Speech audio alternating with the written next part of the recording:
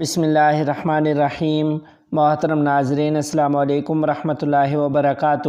سالانہ ختم نبوت کانفرنس جناب نگر سے جمعیت علماء اسلام کے سربراہ مولانا فضل الرحمان صاحب کا خطاب۔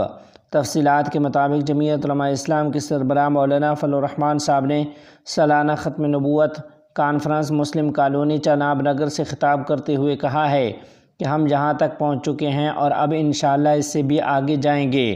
ہم یہاں تک پہنچ گئے ہیں، اب ہم نے اس سے آگے جانا ہے انشاءاللہ۔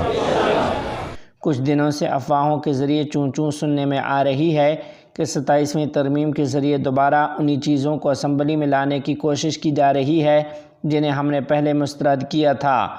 کچھ میں ذرا تھوڑا سا چوں چوں سن رہا ہوں، اور 27ویں ترمیم آ رہی ہے، جو اس میں نہیں ہو سکا وہ کیا جائے، تمہارا باپ بھی نہیں کر کے دکھاؤ ذرا، اور پھر اپنا حشر دیکھو تمہارا کیا حشر کیا جائے۔ مولانا فضل الرحمان صاحب نے کہا کہ اگر یہ ترمیم لوٹوں کے ووٹوں سے پاس کروانے کی کوشش کی گئی تو قوم اسے قبول نہیں کرے گی۔ انہوں نے کہا کہ ہم خاموشی سے بیٹھنے والے نہیں ہیں۔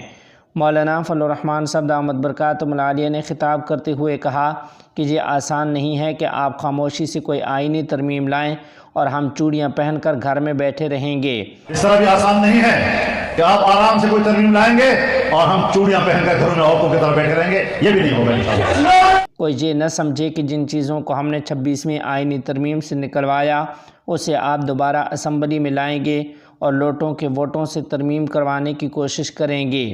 مولانا فضل الرحمان صاحب نے کہا کہ لوٹوں کے ووٹوں سے ہونے والی ترمیم قوم کو قابل قبول نہیں ہوتی۔ کوئی نہ سوچے کہ جن چیزوں کو ہم نے مسترد کیا اور 26ویں ترمیم سے نکالا اسے دوبارہ کسی ترمیم کے ذریعے سے اسمبلی میں لایا جائے گا اور لوٹوں کے ووٹوں سے پاس کرو گے اور پھر وہ چلنے دیں گے ہم؟ لوٹوں کے ووٹوں سے پاس ہونے والی ترمیم قوم کو قابل قبول نہیں ہوتی۔ مولانا فضل الرحمان صاحب نے کہا کہ ہم نے سپریم کورٹ کو اپنا فیصلہ واپس لینے پر مجبور کیا، قومی اسمبلی میں تو ہم خود بیٹھے ہوئے ہیں۔ انہوں نے کارکنوں کی جانب اشارہ کرتے ہوئے کہا کہ اگر ہم کل کلاں اسمبلی میں نہ بھی ہوں تو باہر آپ لوگ تو ہیں، ہم مل کر مزاحمت کریں گے۔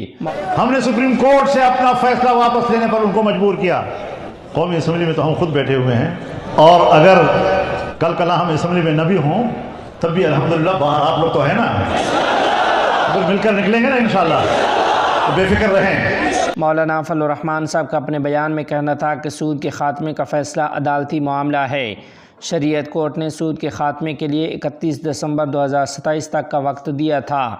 پہلے شریعت کورٹ کا فیصلہ ایک درخواست سے اڑ جاتا تھا، لیکن اب سپریم کورٹ میں سنا جائے گا۔ اگر سپریم کورٹ 1 سال تک فیصلہ نہ دے سکی تو شریعت کورٹ کا فیصلہ خود بخود مؤثر ہو جائے گا۔